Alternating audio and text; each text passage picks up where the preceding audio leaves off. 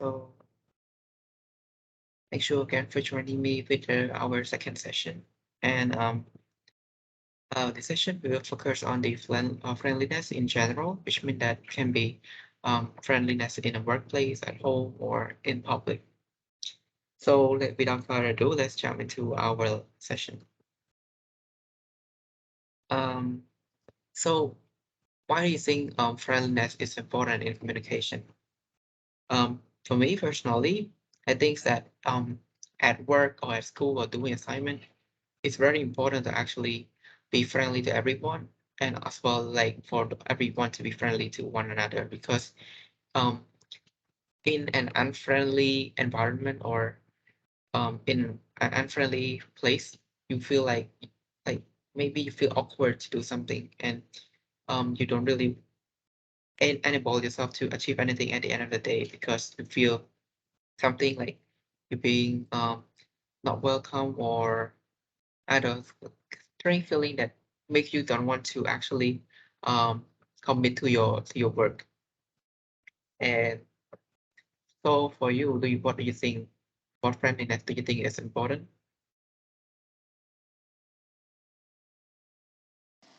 For me, sometimes yes, but sometimes not. Okay, just try to be friendly all the time. Uh, Even though someone seems to be rude, just be friendly with them. Smile. You give him a smile or her a smile. So the definition here, I got it from the Cambridge Dictionary. As it says that friendliness refers to the ability to put up a warm personality, like that makes you approachable, easy to relate with, and without any hostility. Um, Aside being warm and devoted to hospitality, a friendly person is someone that has a great level of respect for other. Like you can feel that respectfulness at every place when you meet friendliness people. When they meet you, they act in a certain way that they they give you value, like they respect you for who you are, and don't act um without any hostility to you. And as for you yourself, you can be friendly to others by introducing yourself to any colleague when you start working in a place. Always smile, and always open your mind to everyone, to any question, any ideas that um, they want to ask you, or they want to approach you for anything. Yes. So generally, how do you describe a friendly person? Like mentioned earlier, yes, you can be cheerful, like smile all the time, and if you are a friendly person, sometimes you can care about other more, like be kind as well. And another one is approachable, which means that everyone can approach you and you accepted their ideas, and respect them for who they are, and also understand about your surrounding, which means that understand everyone around you, what they really want, and how can you help them if necessary. And flexibility with different people here, which means that you have to act differently in front of um, different person. If you know that person like to actually joke around, you can just try to laugh with him or laugh with her. If that person is quiet, you can just try to be as quiet as you can and make up some story to talk to one another. And another one is outgoing, which means that um, you are a very easygoing person. Yes, yes. And another four main point, I don't have to mention to you because it's actually the same concept, like companionable, like being friends easily, communicative, which means that um you can communicate to anyone in a proper way and understandable. And another one is high spirit, which means that you're always open for new journey, always happy to actually experience new stuff, new things in life. And yes, another point is that how do you show friendliness? So to show friendliness, um, first thing you to do is not do not criticize. condemn or complain about anything that um even it's though it's bad, you have to hang out with it. Just don't say anything bad until like you can talk to someone else, but in front of the person, just don't say anything bad about it. Another one is give honest and sincere appreciation, which means that um in a workplace or at during group assignment, if someone did a very bad job, you can't just like say something honest like you need to change this, change that, and also appreciate their action that they have done to actually complete their job. However, if it even completed like how can I say it? Yeah, just skip it. So the third point is arouse in other people and eager one. So you have to understand what other interested, what they really want from you, and how many things that you can give them, or not just be sincere to them and tell them that I can help you with this, with that, or sometimes that I'm very busy. Find a meaningful reason that you cannot help them. Another one is become genuinely interested in other people. Like, yeah, sometimes you can call it an art, but in real life, it's a kind of like talent. Whenever you talk to someone, you make yourself look like that you're really interested, you really engaged in that person's story, but you don't really are, but try to show that you're trying to understand the person, and therefore that person will like you back. And remember that a person name is to that person the sweetest and most important sound in any language. So yes, for this, it's inferred that in a workplace, at home, or school, somebody's name, everyone's name is important, and you need to pronounce it in a very soft tone, like in a very beautiful tone, so that they can see you as a friendly person. But doesn't mean that it has to always to be that way. Sometimes when you get very well connected with those kind of people, you can just call them anything you want. But when you first meet someone, you need to call their name in a very good, kind of like sweet tone. And sixth, most importantly, is to always smile. Yep. Mm, wait,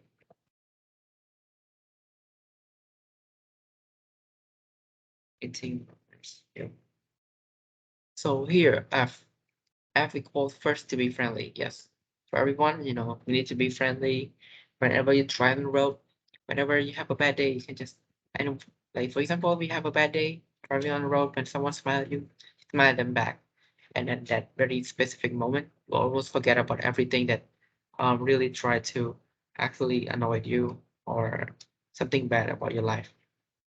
And advantages to being friendly first is that it can um, create more friends, and in workplace it's great job productivities, in sales, and also get more promotion, more money.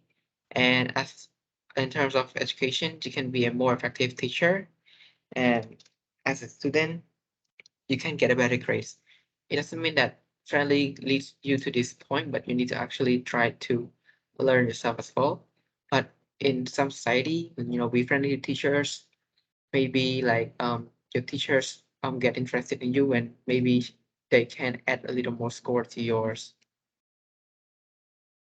So even though friendly is a very good things to do, but sometimes over friendliness can also be a problem. As you can see, like in our daily life, if someone compliment you in a very stupid way, like you shouldn't be compliment something, but however you got the compliment, it means that that person didn't really try to praise you, but they just like uh what did you call it? I'm not sure in English. Um yes. So so there's a particular pointless way to be social disaster through over friendliness, like a pattern of behavior driven by the very best motive, like it's end up irritating or sometimes showing your rudeness. Like sometimes that person was talking about something that you shouldn't laugh, but but you were so friendly that you laugh over it. that cause that person to see you in a very like that person look at you in a bad way. Yes. And like sometimes think of you like being strained or something. But it also can cause some problem in terms of relationship as well. So let's watch the problem with our friendly people. So this will be 6.5 minutes. Yes, and I hope we will learn something from this video.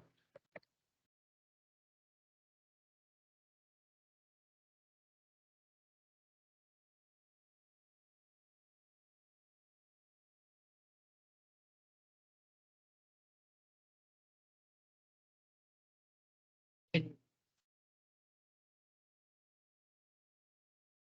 can you hear the sound? I can't hear the sound. Wait, okay. Oh, my screen is flickering so bad. Particularly So can you hear? poignant way one can be a social I can hear it now. disaster through over-friendliness, a pattern of behavior driven by the very best of motives, which ends up feeling as irritating as outright rudeness. We meet the over-friendly at the office, laughing at the jokes of the senior management, behind the desk at the hotel, wishing sir or madam a highly enjoyable stay, and across the table on a first date, lavishly endorsing their would-be partner's every opinion about recent books and films. The over-friendly are guilty of three large errors. Firstly, they believe they must agree on everything. If the other says the world is going to the dogs, they immediately nod in consent. If a second later there's a prediction of a utopian technological future, they'll agree just as much. When we say something clever, they're thrilled. When we say something equally daft, they like it no less. Their ritual approval may seem attentive. In truth, it's a version of not listening at all. Secondly, their praise is ill-targeted. Plenty of nice things are being said, but they're not the ones that we happen to value. They claim to love our umbrella, our credit card is from their favorite bank, our chairs are deeply beautiful, we apparently have a nice way of holding our fork. But none of this counts for us if it isn't connected up with our own sense of meaning and achievement. Everyone loves being praised, but to be praised inaccurately is its own kind of insult.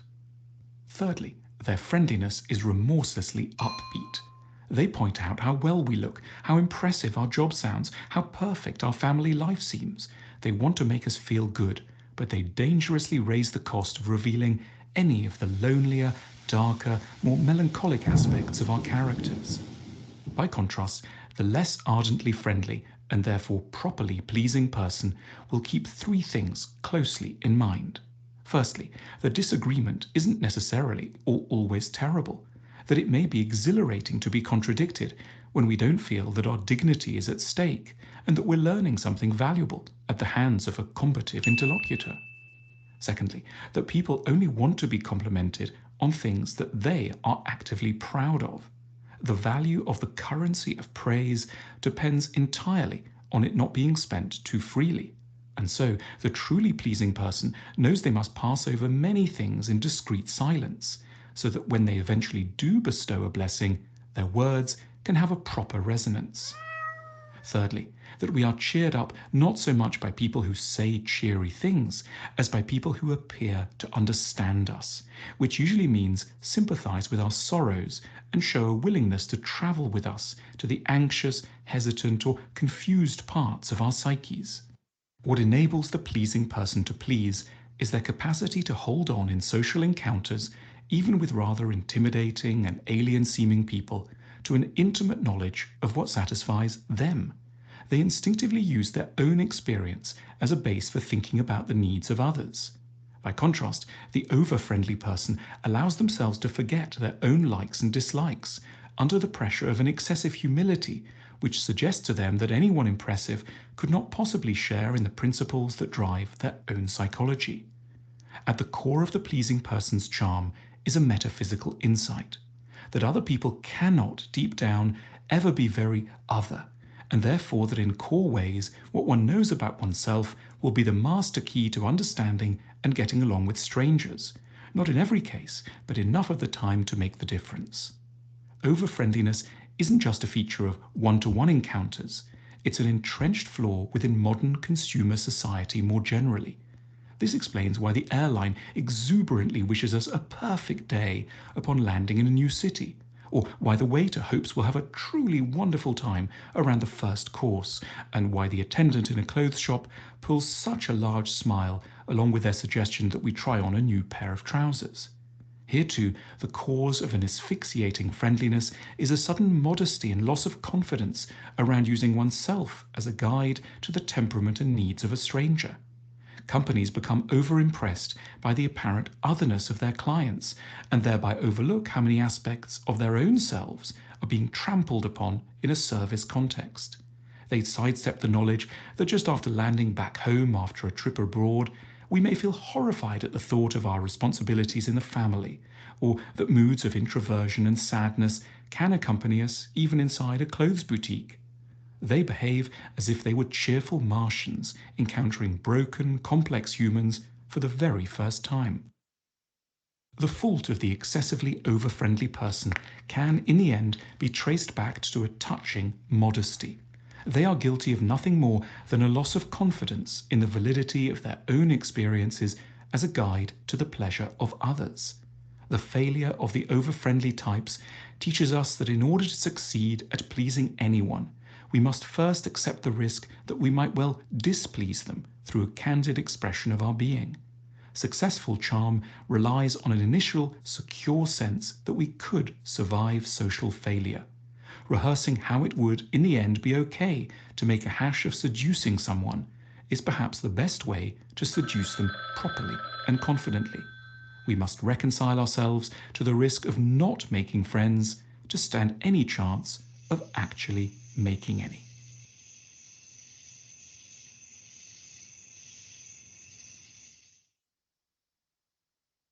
Yes. So actually, this video tells you a lot about the problem of over-friendly people. And it's happening in general because I think that a lot of people, especially in workplace or at public area, they have to be very friendly to you. Actually, people to persuade people to buy the product or to get the services. This is not strange, and I think that this is very common. Whenever you go into a shop, go into a restaurant, you always get complimented, but actually, like you feel strange about it as well. Doesn't make sense when people compliment about you all the time. Yes, from the video, I do think that a lot of people may scared to become like very difficult to actually become a friendly person. However, those kind of people, whenever they get a job in a public area, they seem to be showing they're friendly in a way that is strange, it's very strange, it's very unsurreal. Um, when you go into high-end restaurant, it's like they don't use their mind or their original emotion on specific things, but rather they just showing like something seems to be like over friendliness or something that you can say of fake friendliness. Yes. So what do you think about the video? Do you have anything to say, Lina? No, I don't. Okay. So for the conclusion, I do think that friendliness work both way. It can do good and also like do harm. And but if you see it in a positive way, everyone should be friendly to everyone, especially anywhere. It's just like be friendly to one another, even though you don't know that person. But if you just give a little smile to everyone, like it's a blessing for everyone to have a very good day, wonderful day after a hardworking day. So yes, just try to be friendly. But with the problem of over friendliness, it doesn't really happen often. It just happen when the communication between the customer and seller in general or in a public place, when some people try to actually persuade someone to do what they want to do. So they have to be like over friendliness, and And it's called like a service of being friendly to everyone. Yes, so this is the end of this session, and if you have any doubt, you can feel free to ask.